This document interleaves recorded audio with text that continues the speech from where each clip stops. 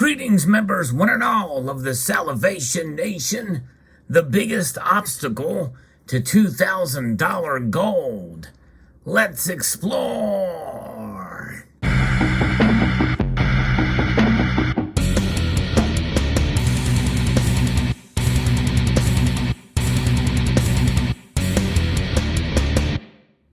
Indeed, gold just can't seem to hang on and hold on to that $2,000 level.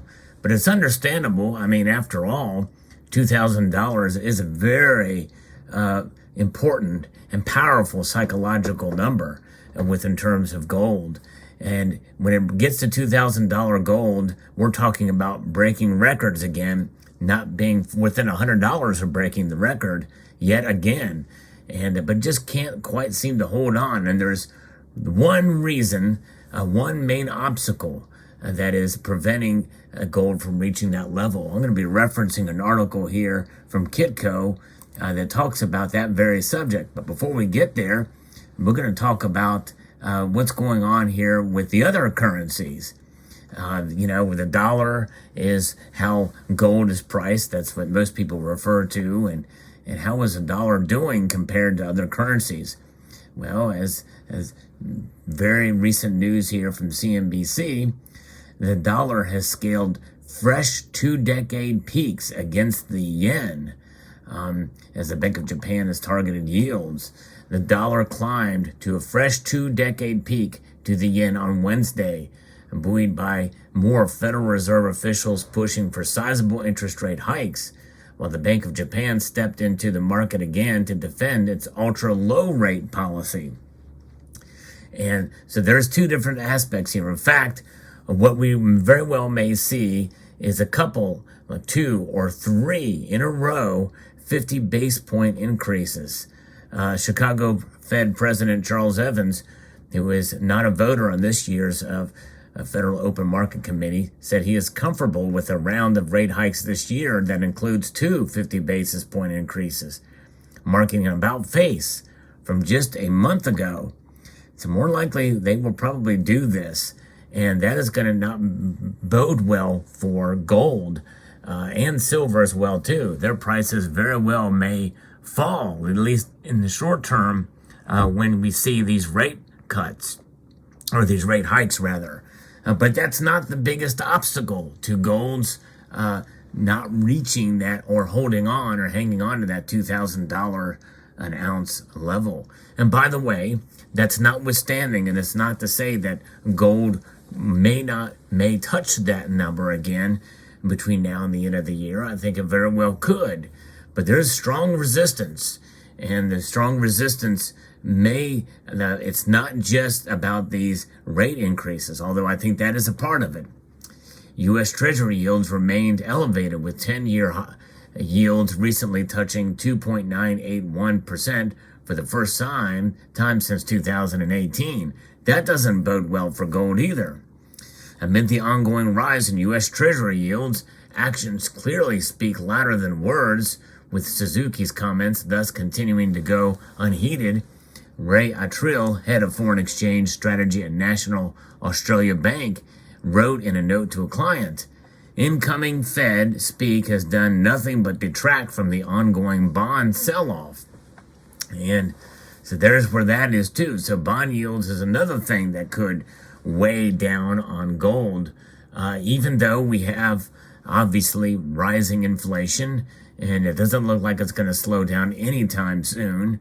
In fact, more than likely, we're going to see, in spite of the 50 basis point hikes, inflation very well could just continue on past that. However, as the year goes on, and what I mentioned in a recent video, we very well could see inflation, actually the numbers go down because of by the time this fall and into the winter months, that's about when inflation kind of started rearing its ugly head and started increasing to a point. So anything above, 2.5, 3%, and then you start to see it maybe go down to 7% or 6%. Well, that's based off of an already elevated number from the year prior. keep that in mind when you look at the numbers, folks, with inflation. Okay, this is going to be consistent. It's beyond transitory as what was perceived by the Fed and some of the politicians, and it's not temporary. In fact, we know, based off of Janet Yellen, the Secretary of the Treasury, that we're going to be in for 11 months of this. When she made that statement, it was about a month ago, and she's saying that we're going to have it for the next 12 months. In other words, a year of recession or a year of inflation, which, by the way, could lead to a recession. That's what the fear is, and that fear could exacerbate with lower economic activity, which could lead to stagflation, which should bode well for gold and silver. And I think it will in the medium term. But the thing that is holding back the dollar the most, or holding back gold from hitting the $2,000 the most, is the strength of the dollar. It's the dollar in and of itself. That's right. The dollar index, DXY, is the largest measure, is the measure for the dollar strength. And we've seen that despite a sell-off during the previous week's last trading day, gold still being up, but it has pulled back a bit. We've seen renewed safe haven appeal amid significant geopolitical tensions, and that's where gold comes into play. But the U.S. dollar is limiting gold's upside. The U.S. dollar index breached the key psychological level of 100, and so now, in fact, as I referred to the previous article here, it got up to 101.03, a level not seen since March of 2020. We all know what happened in March of 2020, right? And precious metals pretty much tanked. In fact, silver it went down to under $12 an ounce, and gold dropped dramatically as well during that time. So that is an indicator here that we are going to see gold be struggling against the precious metals here, and gold versus the dollar. But the dollar is a force to be reckoned with, folks. I know there's a lot of trash talking about the dollar being trash, but I did a video talking about that very, very subject, which is not a very popular opinion amongst this community. But nonetheless, when it all boils down to it, we all trust the dollar. We all are a slave to fiat. At least we are a slave to it in our everyday lives for purchases and the like that we do. And this is why the dollar is considered what I refer to it as bad money, but money nonetheless, whereas gold is good money. And I believe the more of us that continue to accumulate gold and silver, we are essentially operating in the opposite direction of Gresham's law, which means that bad money drives out good money. We're going to the good money, and that's what I encourage you all to do.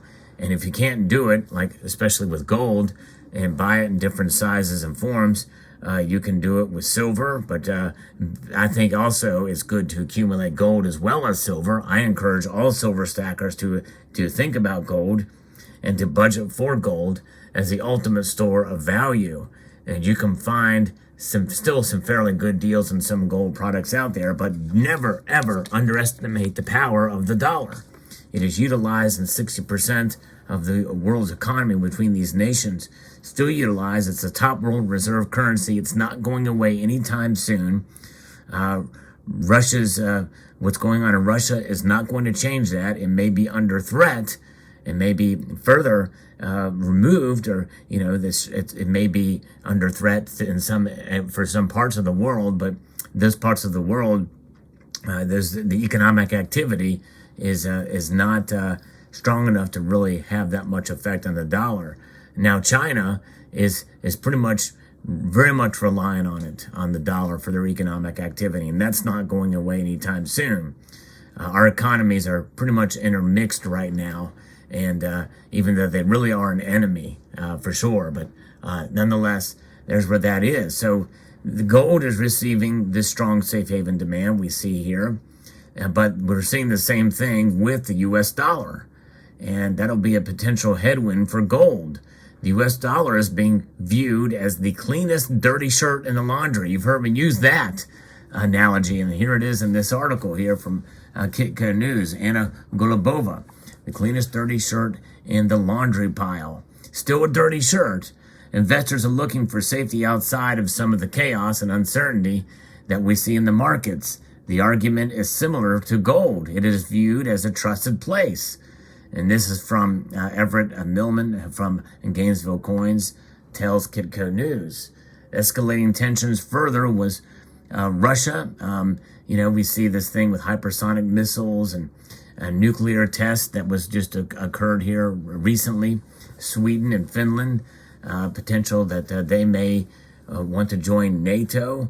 There's a lot of different things that are certainly in the mix here that could weigh both positive and negative for gold. The dollar had quite the run. There was the belief that the rally would pause at the 100 level, but we're seeing further bullish momentum. In fact, as again, just recently over 101. Short term, the dollar could appreciate more. And this is why I'm neutral on gold.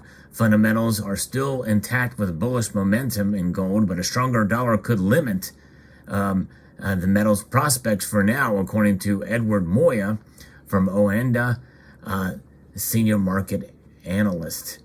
Rising yields in the U.S. are also boosting the greenback and pressuring the precious metal. It's really all about the dollar strength. That's the biggest and most immediate driver for gold's price on day-to-day and even medium-term markets. So that is a big thing holding gold back. But on the positive side here is, given the strength of the dollar, gold is still way up there, folks. And gold is still high, well over $1,900 as I record this video. So there is that to consider.